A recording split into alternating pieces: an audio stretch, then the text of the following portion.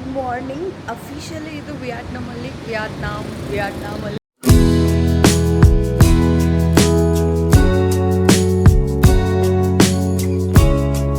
ಎರಡನೇ ದಿನ ಬೆಳಗ್ಗೆ 5:14. I don't know if you can see it. ಬೆಳಗ್ಗೆ 5:24 ಡಿಸೆಂಬರ್ 14th. ಬೇಗೆದ್ದೆ ನಾನು. ನನಗೆ ಸನ್ರೈಸ್ ನೋಡಬೇಕಂತ ಹೆವಿ ಅಂದರೆ ಹೆವಿ ಇಷ್ಟ. If you know me or if you follow me on Instagram, you know that sunrise sunset ಎಲ್ಲ ನಂಗೆ ಹೆವಿ ಖುಷಿ ಕೊಡುತ್ತೆ. So I thought why not sunrise ನೋಡೋದಕ್ಕೆ ಎದ್ದೇಳೋಣ ಅಂತ. I check everything, it is safe. Already ಇಲ್ಲಿ ಜನ ಓಡಾಡ್ತಿದ್ದಾರೆ. ಆ್ಯಂಡ್ ನಾವಿರೋ ಹೋಟೆಲ್ ಬಂದು ಎಕ್ಸಾಕ್ಟ್ ಬೀಚ್ ಹತ್ರ ಇದೆ. ಆ್ಯಂಡ್ ಆಲ್ರೆಡಿ ಜನ ಸೈಕ್ಲಿಂಗ್, ವಾಕಿಂಗ್, ಬೀಚ್ ವಾಕಿಂಗ್ ಎಲ್ಲ ಮಾಡ್ತಿದ್ದಾರೆ. ಐ ಸ್ಪೋಕ್ ಗೂಗಲ್ ಟ್ರಾನ್ಸ್ಲೇಟಲ್ಲಿ. ನಾನು ರಿಸೆಪ್ಷನ್ ಹತ್ರ ಕೇಳಿದೆ ಸನ್ರೈಸ್ ನೋಡೋಕ್ಕೆ ಸಿಗುತ್ತಾ, ಯಾವ ಡೈರೆಕ್ಷನಲ್ಲಿ ಹೋಗಲಿ ಅಂತ. ಅವರು ಈ ಡೈರೆಕ್ಷನ್ ಅಂತ ಹೇಳಿದ್ದಾರೆ. ಬಟ್ ಸನ್ರೈಸ್ ನೋಡೋಕ್ಕೆ ಸಿಗೋದು ಕಷ್ಟ, ಯಾಕಂದರೆ ಮಳೆ ಬಂದು ಹೋಗಿದೆ. ನಿನ್ನೆ ನೈಟು ಸ್ವಲ್ಪ ಮಳೆ ಬರ್ತಾಯಿತ್ತು, ಲೈಟಾಗಿ ಬರ್ತಿದೆ ಅಷ್ಟೇ, ತುಂಬ ಏನಲ್ಲ. ಬಟ್ ನೋಡೋಕ್ಕೆ ಸಿಗ್ದಲೇ ಇರ್ಬೋದು. ಟೈಮಿಂಗ್ ಪ್ರಕಾರ 6 ಗಂಟೆ 6:15 ಅಷ್ಟೊತ್ತಿಗೆ ನಂಗೆ ಸನ್ರೈಸ್ ನೋಡೋಕ್ಕೆ ಸಿಗ್ಬೋದು. ಸೊ ನಾನು ಈ ಡೈರೆಕ್ಷನಲ್ಲಿ ನಡ್ಕೊಂಡು ಹೋಗ್ತೀನಿ. ನಾನು ನೋಡಿದ ಧೈರ್ಯ, I mean it's very safe city. ನೀವು ಚೆಕ್ ಮಾಡ್ಬೋದು, ಎಲ್ಲ ರೀತಿಯಲ್ಲೂ ನಾನು ಚೆಕ್ ಮಾಡಿದ್ದೀನಿ.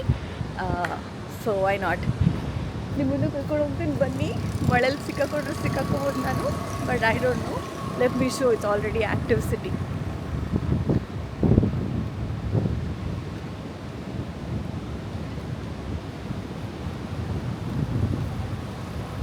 ಅದು ಅಲ್ಲಿ ಕಾಣ್ತಾ ಇರೋದು ಲೇಡಿ ಬುದ್ಧ. ಆ್ಯಂಡ್ ಕತ್ಲಿದೆ, ಅದರ್ವೈಸ್ ಅಲ್ಲಿ ಆಲ್ರೆಡಿ ಬೀಚ್ ಹತ್ರ ಎಷ್ಟೊಂದು ಜನ ಇದ್ದಾರೆ, ಕಾಣಿಸ್ಬೋದು ನಿಮಗೆ. So you see people are running, jogging. Let's go. I'll go in this direction on footpath or maybe on the beach side.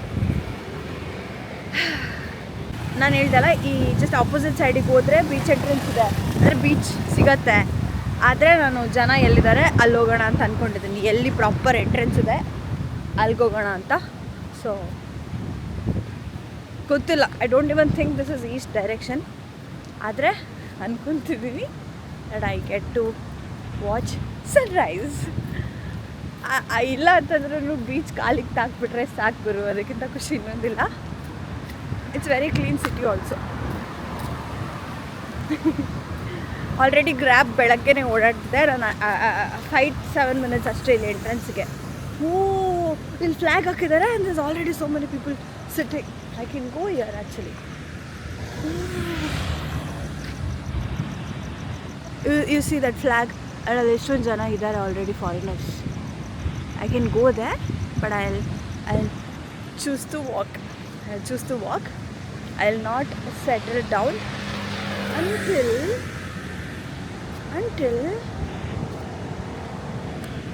I'm thinking ಇಲ್ಲೇ ಸನ್ರೈಸ್ ಆಗುತ್ತಾ ಅಂತ ಗೊತ್ತಿಲ್ಲ. ನಾನು ನೋಡಿದ್ದೆ ದನಾಂಗಲ್ಲಿ ಬೀಚ್ ಕಲ್ಚರ್ ಇದೆ ಅಂತ. ಅಂದರೆ 4 ಗಂಟೆಗೆ ದಿನ ಸ್ಟಾರ್ಟ್ ಆಗುತ್ತೆ ಇಲ್ಲಿ ಅಂತ. ಲೆಫ್ಟ್ ಸೈಡಲ್ಲಿ ಹಾಡಾಕೊಂಡು ಜೋರಾಗೆ ಜುಂಬಾ, ತಾಯ್ಚಿ ಏನೋ ಮಾಡ್ತಿದ್ದಾರೆ. ರೈಟ್ ಸೈಡಲ್ಲಿ ಸನ್ರೈಸ್ ಆಗುತ್ತೆ ಪಕ್ಕ, ನನ್ನ ರೈಟ್ ಸೈಡಲ್ಲಿ. And this lot of people already playing on the beach. ನಾನು ನೆಂದೆಲ್ಲ ಹೋಗೋಕ್ಕಾಗಲ್ಲ, because of my passport, camera, cash ಎಲ್ಲ ಇಟ್ಕೊಂಡಿದ್ದೀನಿ. But like this in a bag. So ನಾನು ನೆನೆಯೋಕ್ಕಾಗಲ್ಲ. Obviously I want go do that Zumba with all those uncles and aunties. So cute actually. I'll go watch. I'll also show you guys.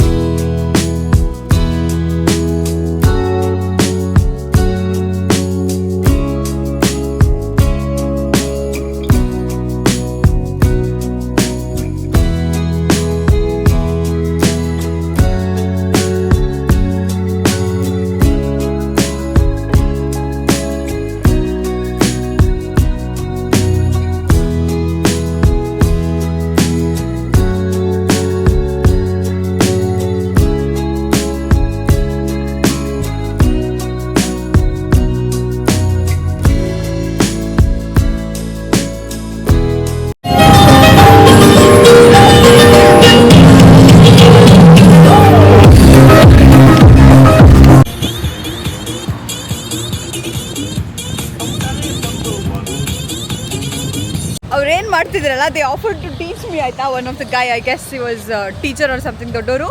He offered to teach me. He was telling me how to step ಮಾಡ್ತಾ ಇದ್ದೆ. I became so conscious that I did all steps wrong. I couldn't record.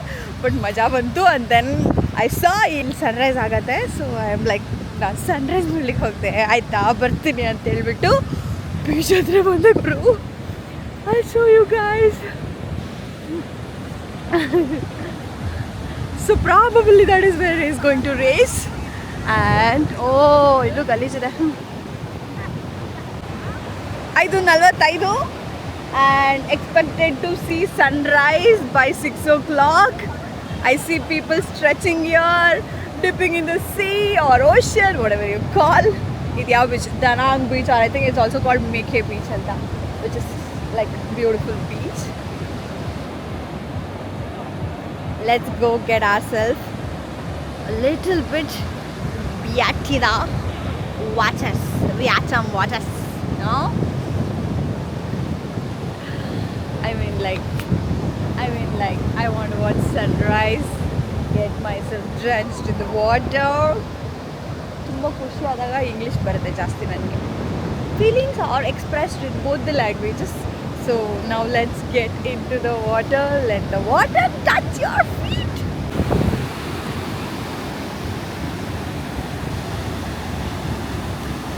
ಅಲ್ಲೇನು ಕಾಣ್ತಿದಲ್ಲ ಅದು lady Buddha ಕೂಡ. I love this. I love this. I love this. I love this.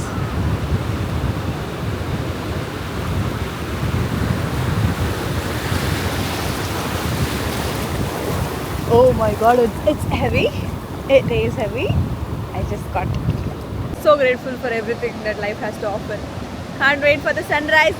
Sunrise, Papa, Sanu, Papa, ನಿನ್ನ ಹತ್ರನೂ ಮಾತಾಡ್ಲಿಕ್ಕಿದೆ. ಆಮೇಲೆ ಇಂಡಿಯಾಗೆ ಹೋಗ್ತೀಯ ಅಲ್ವಾ, ಇವಾಗಿಲ್ ಬಾ ನೋಡ್ತೆ.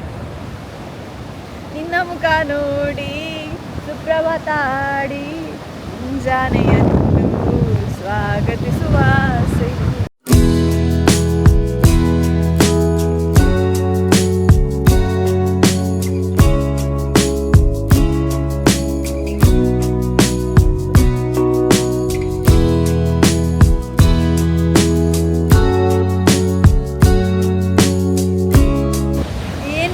ಮಜಾ ಅಂದರೆ ತುಂಬ ಗಾಳಿ ಬರ್ತಾ ಇದೆ. ಐ ಡೋಂಟ್ ನೋ ನಿಮಗೆ ಕೇಳಿಸುತ್ತೋ ಇಲ್ವೋ ಅಂತ. ಬಟ್ ಇಲ್ಲಿ ನಾವಾಗಿರ್ಬೋದು, ನೀನು ಜೋರಾಗಿ ಹಾಡು ಹೇಳ್ಕೋ, ಡ್ಯಾನ್ಸ್ ಮಾಡ್ಕೋ, ಏನಾದರೂ ಮಾಡ್ಕೋ, ಯಾರು ಬಂದು ಮಾತಾಡ್ಸಲ್ಲ, ಡಿಸ್ಟರ್ಬ್ ಮಾಡಲ್ಲ. ಅವ್ರವ್ರಾಗಿ ಅವ್ರವ್ರ ಪಾಡಿಗೆ ಎಂಜಾಯ್ ಮಾಡ್ತಾಯಿದ್ದಾರೆ. ಆ್ಯಂಡ್ ನಾನು ನನ್ನ ಪಾಡಿಗೆ ಬೀಂಗ್ ಸಮುದ್ರ ಸಖಿ ಭರ್ಜರಿ ಮಾತಾಡ್ತಾ ಇದ್ದೀನಿ ಸಮುದ್ರದ ಜೊತೆ.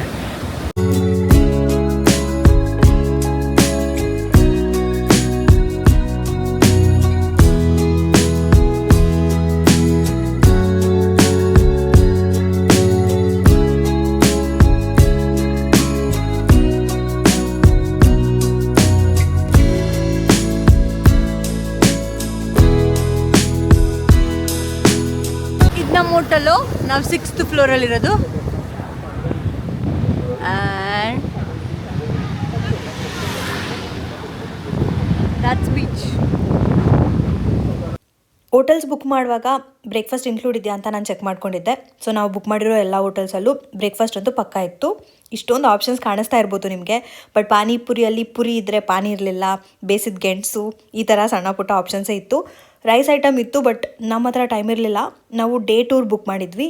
ಇವತ್ತು ನಮ್ಮ ಪ್ಲ್ಯಾನ್ ಆಗಿತ್ತು ಬಾನಾ ಹಿಲ್ಸ್, ಅದಕ್ಕೆ ಆಲ್ರೆಡಿ ಬುಕ್ಕಿಂಗ್ ಆಗಿತ್ತು. ಆ್ಯಂಡ್ ನಮಗೆ ಕಾರ್ ಕೂಡ ಬಂದು, ಕಾರ್ ಅಥವಾ ಮಿನಿ ಬಸ್ ಬಂದು ವೇಟ್ ಮಾಡ್ತಾ ಇತ್ತು. ಹಾಗಾಗಿ ನಾವು ಸ್ವಲ್ಪ ಬೇಗ ತಿಂದು ಹೊರಟ್ವಿ. Is the little windy, so jackets are necessary for you, okay? And ನಿದ್ದೆ ಆಗಿರಲಿಲ್ಲ, ಒಂದು 5 minutes ಕಾಯಿಸಿದ್ವಿ. ಬಟ್ ಇವಾಗ ಫುಲ್ ಜರ್ನಿ ನಿದ್ದೆ ಮಾಡೋ ಪ್ಲ್ಯಾನ್ ನಮ್ಮದು. ಅಲ್ಲಿ ಮಲ್ಕೊಂಡವರು ಬಾನಾ ಹಿಲ್ಸ್ ರೀಚ್ ಆದಮೇಲೆ ಎಚ್ಚರ ಆದ್ವಿ. ಇದು ಎಂಟ್ರೆನ್ಸ್ ಆಫ್ ಬಾನಾ ಹಿಲ್ಸ್. ಇಲ್ಲಿಂದ ನಾವು ಕೇಬಲ್ ಕಾರ್ನ ತೊಗೊಳ್ಬೇಕು. ದೂರದಲ್ಲಿ ನಿಮ್ಗೆ ಕಾಣಿಸ್ತಾ ಇದೆ ನೋಡಿ. ದಮ್ ಹೊಡ್ಕೊಂಬಂದೆ ಅಲ್ಲಿ ಫ್ರೀಯಾಗಿ ಸಿಗ್ತದೆ. Hello, hi. ಹೆಂಗೆ ಅನಿಸ್ತಿದೆ? ನಿದ್ದೆ ಆಯಿತಾ? ಆಗಿಲ್ಲ, ಅಂಜು ನಿದ್ದೆಗಳಿದ್ದಾಳೆ. ವಿದ್ಯಾಕ ನೀನು? ನಾವೇನು ಟೂರ್ ಬುಕ್ ಮಾಡಿದ್ವಿ ಅಲ್ಲ ಪ್ಯಾಕೇಜು, ಅದರಲ್ಲೇ ನಮಗೆ ಟೂರ್ ಗೈಡ್ ಇರ್ತಾರೆ. ನಾವು ವಿತೌಟ್ ಲಂಚ್ ಬುಕ್ ಮಾಡಿದ್ವಿ. ಆ್ಯಂಡ್ ಟೂರ್ ಗೈಡು ಹೇಳ್ಕೊಡ್ತಾರೆ ಎಲ್ಲಿ ಬರಬೇಕು, ಎಷ್ಟೊತ್ತು ತೊಗೋಬೇಕು ಅಂತ. ಸೊ ಅವ್ರೇನು ಹೇಳಿದ್ರು ಅದನ್ನು ಫಾಲೋ ಮಾಡ್ಕೊಂಡು ಹೋಗೋದು ಇಡೀ ದಿನದ ಕೆಲಸ ನಮ್ಮದು.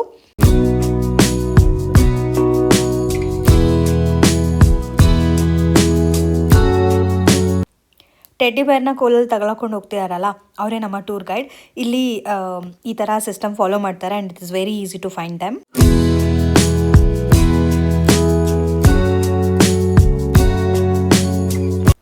ಬಾನಾ ಹಿಲ್ಸು ಮೇಲೆ ಹೋಗೋದಕ್ಕೆ ಕೇಬಲ್ ಕಾರ್ ತೊಗೊಳ್ಬೇಕು. ನಾವು ಬುಕ್ ಮಾಡಿರೋ ಟೂರಲ್ಲೇ ನಮಗೆ ಆ ಟಿಕೆಟ್ಸ್ ಕೂಡ ಇತ್ತು. ಸೊ ಲೈನಲ್ಲಿ ನಿಂತ್ಕೊಂಡು ಕೇಬಲ್ ಕಾರ್ಗೋಸ್ಕರ ವೆಯ್ಟ್ ಮಾಡ್ತಿದ್ವಿ. ನಾವು ಹೋಗಿದ್ದು ವೀಕೆಂಡಲ್ಲೇ, I think it was Saturday and ಸಿಕ್ಕಾಪಟ್ಟೆ ಕ್ರೌಡ್ ಇತ್ತು. ಆ್ಯಂಡ್ ಡಿಸೆಂಬರ್ ಅಂದರೆ ಹಾಲಿಡೇ ಸೀಸನ್, ಸಿಕ್ಕಾಪಟ್ಟೆ ಜನ ಸೇರ್ತಾರೆ. ಆ್ಯಂಡ್ ಬಾನಾ ಹಿಲ್ಸ್ ಬಂದು one of the biggest attraction ವಿಯಟ್ನಾಮಲ್ಲಿ. ಆ್ಯಂಡ್ ಜನಕ್ಕೆ ಕಡಿಮೆನೇ ಇರಲಿಲ್ಲ. ತೊಂಡೆ ಅಂಜು ಸರಿಯಾಗಿ ಬಂತು ಎಲ್ಲೋ ಗೊತ್ತಿಲ್ಲ. ನಾವು ಒಂದೇ ಕೇಬಲ್ ಕಾರಿಗೆ ಆದಷ್ಟು ಫಿಟ್ ಆಗೋಣ.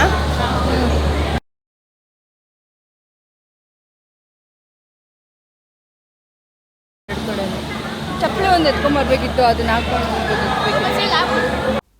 ಕೇಬಲ್ ಕಾರ್ಸ್ ತುಂಬ ದೊಡ್ಡದಾಗಿದೆ, ಕೆಪಾಸಿಟಿ ಜಾಸ್ತಿ ಇದೆ. ಐ ಥಿಂಕ್ 8ರಿಂದ 10 ಜನ ಇಡಿಸ್ತಾರೆ. ಹಾಗಾಗಿ ಕ್ರೌಡ್ ಇದ್ದರೂ ಕೂಡ ಮೂವಿಂಗ್ ಇರುತ್ತೆ, ತುಂಬ ಏನು ವೆಯ್ಟಿಂಗ್ ಏನಿರಲ್ಲ. ಅಟ್ಲೀಸ್ಟ್ ನಮಗಂತೂ ವೆಯ್ಟಿಂಗ್ ಇರಲಿಲ್ಲ.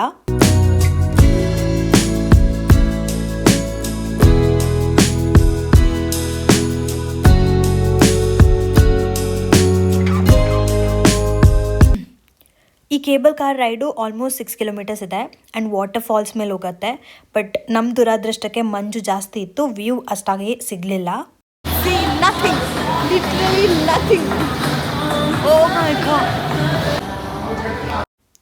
ನಾವು ಫಸ್ಟ್ ನೋಡ್ಲಿಕ್ಕೆ ಹೋಗಿದ್ದು golden bridge, which is very famous ವಿಯಟ್ನಾಮಲ್ಲಿ. ಆ್ಯಂಡ್ ನೀವು ನೋಡ್ಬೋದು ಯಾವ ಲೆವೆಲಿಂಗ್ ಮಂಜಿತ್ತು ಅವತ್ತು ಅಂದರೆ ನಮಗೇನೂ ಕಾಣ್ತಾನೆ ಇರಲಿಲ್ಲ. ಕ್ಯಾಮ್ರಾದಲ್ಲಿ ಒಂದು ಸ್ವಲ್ಪ ನಮಗೆ ಕೈ ಕಾಣಿಸ್ತಾ ಇತ್ತು, but I don't think real ಆಗಂತೂ ನಮಗೇನೂ ಕಾಣಿಸ್ಲೇ ಇಲ್ಲ. ಆ್ಯಂಡ್ ಕ್ರೌಡ್ ಕೂಡ ತುಂಬಾ ಇತ್ತು. ಏನು ಬಿತ್ತು, ಏನೋ ಬಿತ್ತು ಯಾರ್ದೋ. ಹ್ಞೂ ಅಷ್ಟೇ ಕತೆ.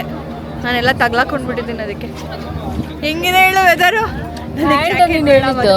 ಕಾಣಿಸಿದೆ ಕಾಣಿಸಿದೆ ಕಾಣಿಸಿದೆ ಕಾಣಿಸಿದೆ. ಅಯ್ಯೋ ಮತ್ತೋಯ್ತು. ಕಮಾನ್ ಕಾಣಿಸ್ಕೋ.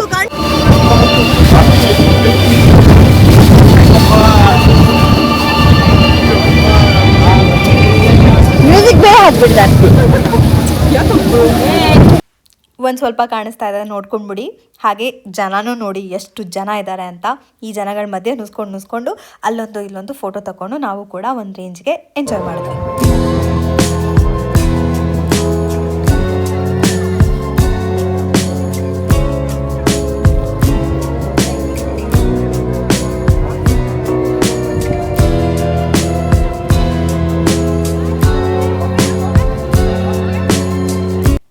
ಬಾನಾ hills one of the beautiful place. But ಮಂಜು ತುಂಬ ಇದ್ದಿದ್ದರಿಂದ ಮಳೆನೂ ಬರ್ತಾಯಿತ್ತು. ಹಾಗಾಗಿ ನಮಗೆ ಅಷ್ಟಾಗಿ ನೋಡೋಕ್ಕೆ ಸಿಗಲಿಲ್ಲ. ಇದು ಸಮುದ್ರ ಮಟ್ಟದಿಂದ ತುಂಬ ಎತ್ತರದಲ್ಲಿರೋದ್ರಿಂದ ಇಲ್ಲಿನ ವೆದರ್ಗೂ ದನಾಂಗ್ ವೆದರ್ಗೂ ತುಂಬ ವ್ಯತ್ಯಾಸ ಇರುತ್ತೆ.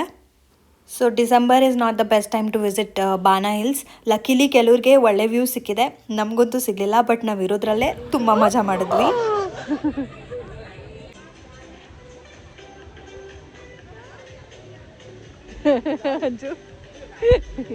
ವಿದ್ಯಾಕ್ಕ ಹಾಯ್.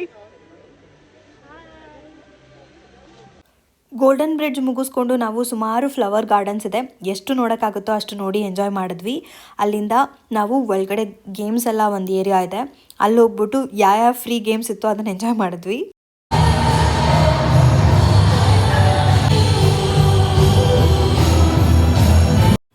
ಡ್ಯಾಶಿಂಗ್ ಕಾರ್ ಗೇಮ್ಸ್ ಇತ್ತು, ನಾವು ಹೋಗ್ಬಿಟ್ಟು ಮಸ್ತ್ ಮಜಾ ಮಾಡ್ಕೊಂಡು ಬಂದ್ವಿ. ಅಂಜು ರೈಡ್ ಹೆಂಗಿತ್ತು? ಬೆಂಗಳೂರಲ್ಲಿ ಕಾರ್ ಓಡಿಸೋದು ಬಿಟ್ಟು ಇಲ್ಲಿ ಬಂದು ಕಾರ್ ಓಡಿಸಿದ್ವಿ ನಾವು. ಹೋಗೋಣ, ಎಲ್ಲಿಗೆ ಹೋಗೋಣ?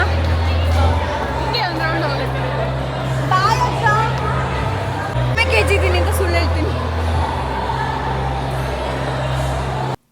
ಈ ಗೇಮ್ಸ್ ಎಲ್ಲ ಇರೋ ಏರಿಯಾನ ಫ್ಯಾಂಟಸಿ ಪಾರ್ಕ್ ಅಂತ ಕರೀತಾರೆ. ಹಾಗೆ ಇಲ್ಲಿ ಡೈನೋಸರ್ ಥೀಮ್ಡ್ ಏರಿಯಾ ಕೂಡ ಇದೆ. ಮಕ್ಕಳೆಲ್ಲ ಇಲ್ಲಿ ತುಂಬ ಎಂಜಾಯ್ ಮಾಡ್ತಾರೆ. ನಾವು ಕೂಡ ಒಂದು ಸ್ವಲ್ಪ ನೋಡಿಕೊಂಡು ಎಂಜಾಯ್ ಮಾಡಿದ್ವಿ.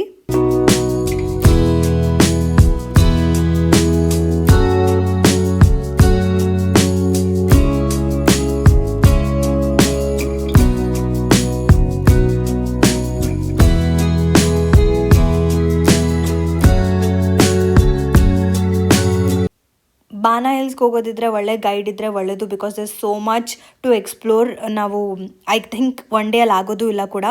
ಎಷ್ಟು ಸಾಧ್ಯ ಆಗುತ್ತೋ ಅಷ್ಟನ್ನು ಎಕ್ಸ್ಪ್ಲೋರ್ ಮಾಡ್ಬೋದು. ಅಲ್ಲಿ ಶಾಪಿಂಗ್ ಏರಿಯಾ ಕೂಡ ಇದೆ. If you want you can shop.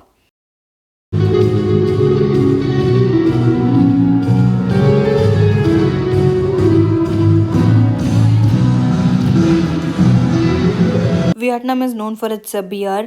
ಇಲ್ಲಿ ಎಂಟ್ರಿ ಆದಾಗಲೇ ನಿಮಗೆ ಫ್ರೀ ಕೂಪನ್ಸ್ ಕೊಡ್ತಾರೆ. ಇಲ್ಲೇ ಒಂದು ಬ್ರೂವರಿ ಕೂಡ ಇದೆ. ನೀವು ಹೋಗಿ ವಿಸಿಟ್ ಮಾಡ್ಬೋದು, ಬ್ರೂವರಿನ ಹೇಗೆ ಮಾಡ್ತಾರೆ ಅನ್ನೋದೆಲ್ಲ ನೀವು ನೋಡ್ಬೋದು. ಕೂಪನ್ಸ್ ಕೊಟ್ಟಿರ್ತಾರೆ, ಬೇಕಿದ್ರೆ ನೀವು ಬಿಯರ್ ಕೂಡ ಎಂಜಾಯ್ ಮಾಡ್ಬೋದು. ಅಲ್ಲಿ ಸಾಕಷ್ಟು ಶೋಗಳು ನಡೀತಾ ಇರುತ್ತೆ. ನಿಮ್ಗೆ ಏನಾದರೂ ಇಷ್ಟ ಆದರೆ ಟೈಮ್ ಸ್ಪೆಂಡ್ ಮಾಡ್ಬೋದು. ವೈನ್ ಸೆಲ್ಲರ್ ಕೂಡ ಇದೆ ಇಲ್ಲಿ. ಇದಕ್ಕೆ ಎಕ್ಸ್ಟ್ರಾ ಪೇ ಮಾಡಬೇಕಿತ್ತು. ಕೆಲವೊಂದಷ್ಟು ನಿಮಗೆ ಫ್ರೀ ಆದರೆ ಇನ್ನು ಕೆಲವಕ್ಕೆ ನೀವು ಪೇ ಮಾಡಬೇಕಾಗತ್ತೆ ಎಕ್ಸ್ಟ್ರಾ. ಅದನ್ನು ನೀವು ನೋಡಿಕೊಂಡು ನಿಮಗೇನು ಬೇಕೋ ಅದನ್ನು ಡಿಸೈಡ್ ಮಾಡ್ಬೋದು. ಅನದರ್ ಬೆಸ್ಟ್ ಅಟ್ರಾಕ್ಷನ್ ಅಂತ ಅಂದರೆ ಫ್ರೆಂಚ್ ವಿಲೇಜ್. ತುಂಬ ಅಂದರೆ ತುಂಬ ಬ್ಯೂಟಿಫುಲ್ ಆಗಿತ್ತು. ಬಟ್ ಮಂಜಿದ್ದ ಕಾರಣ ನಮಗೆ ಸರಿಯಾಗಿ ಎಂಜಾಯ್ ಮಾಡೋಕ್ಕೆ ನೋಡೋಕ್ಕೆ ಸಿಗಲಿಲ್ಲ. But one of the best place ಅಲ್ಲಿ.